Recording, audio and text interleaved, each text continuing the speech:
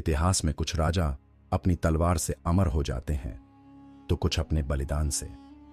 लेकिन चंद्रगुप्त का नाम इन दोनों वजहों से अमर हुआ। यह कहानी है मौर्य वंश के अंतिम योद्धा चंद्रगुप्त विक्रमादित्य की, जो न केवल एक महान सम्राट था बल्कि एक ऐसा राजा था जिसने अपनी आखिरी सांस तक अपने राज्य के लिए युद्ध किया। दोस्तों, अगर आपको इतिहास से जुड़ी रोचक कहानियां पसंद आती हैं तो ऐसी ही इंटरेस्टिंग कहानियां रेगुलर पाते रहने के लिए चैनल को सब्सक्राइब करना न भूलें। चलिए शुरू करते हैं। मगध के महान ज्योतिषी वराहमिहिर ने दरबार में घोषणा की, राजन, आपका जीवन दो राहों पर खड़ा है। या तो आप इतिहास के सबसे शक्तिशाली राजा बनेंगे या फिर सबसे दुखद अंत आपके नाम लिखा जाएगा। दरबार में सन्नाटा छा गया। सम्राट चंद्रगुप्त ने मुस्कुराकर कहा, राजा की मृत्यु उसके कर्मों से होती है, भविष्यवाणी से नहीं। लेकिन यह भविष्यवाणी उनके जीवन का सबसे बड़ा सत्य बनने वाली थी। चंद्रगुप्त का राज्य भारत का सबसे समृद्ध राज्य था, लेकिन पड़ोसी राज्य कलिंग के राजा रुद्रसेन ने एक दूत भेजा। राजन, मैं युद्ध नहीं चाहता, मैं मित्रता चाहता हूं। मैं अपनी बहन राजकुमारी विभा का विवाह आपसे कर आपको अपना मित्र बनाना चाहता हूं।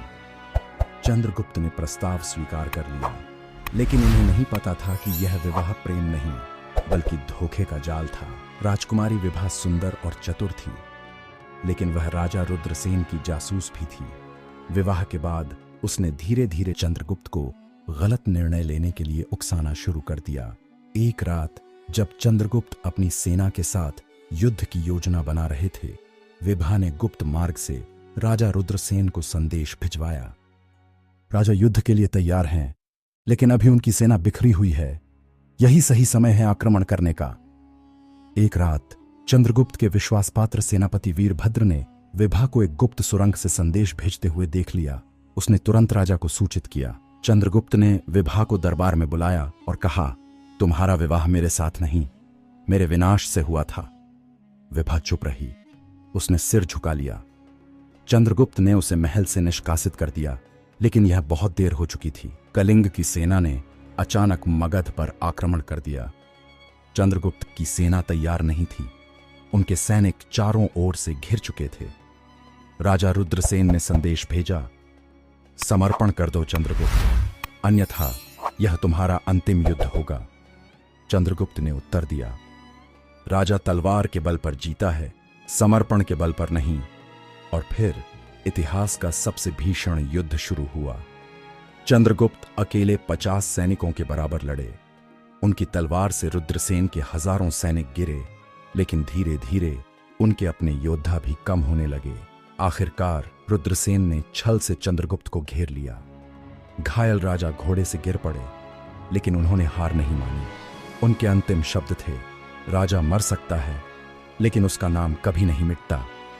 और फिर चंद्रगुप्त ने अपने अंतिम प्रहार से राजा रुद्रसेन को मार दिया, लेकिन खुद भी वीरगति को प्राप्त हो गए। राजा चंद्रगुप्त का बलिदान व्यर्थ नहीं गया। उनके सेनापति वीरभद्र ने उनके पुत्र को सुरक्षित बचाया, जिसने आगे चलकर मगध को फिर से महान बनाया। आज भी इतिहास में चंद्रगुप्त का नाम अमर है। एक राजा जो अंतिम क्षण तक लड़ा, जो अंतिम सांस तक टिका रहा और जो कभी नहीं झुका।